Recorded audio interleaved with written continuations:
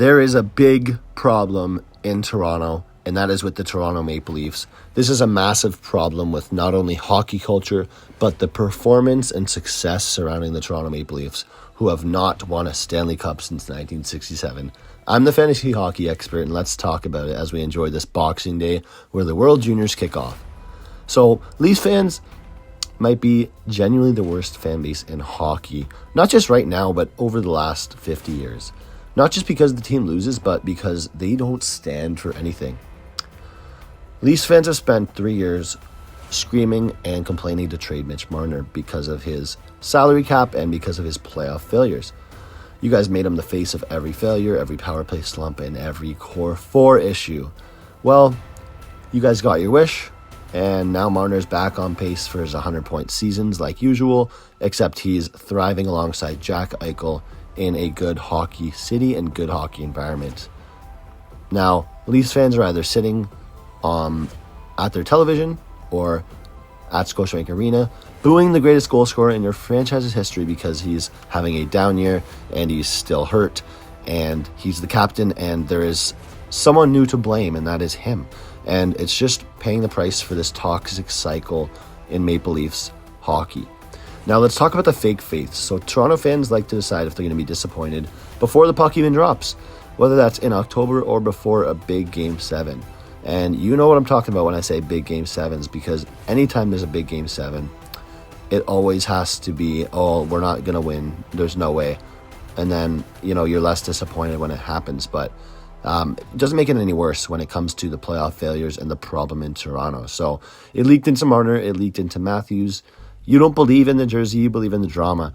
And that drama is killing fantasy hockey values as well when we look at Matthews, Nylander, even Morgan Rielly, who I own in a couple of leagues, who I thought was going to be a draft steal, but he is tanking a bit now. And we're seeing all of the Leafs defensemen look pretty weak down and back there. So a couple weeks ago in Chicago, we saw the breaking point. 2 periods of lifeless hockey where the Matthews reaction said it well. He scored a goal and he put his cup to his hand in his ear and he told his own fans to pipe down. So pretty bad there. We need to change the culture, but it's only been 30 games and seeing this is pretty concerning.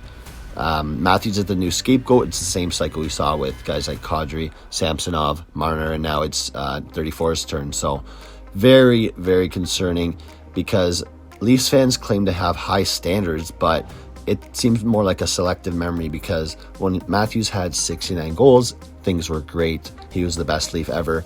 And you know what happened is they lost to the Boston Bruins, who had a very weak team that year, with Charlie Coyle as our number 1 center.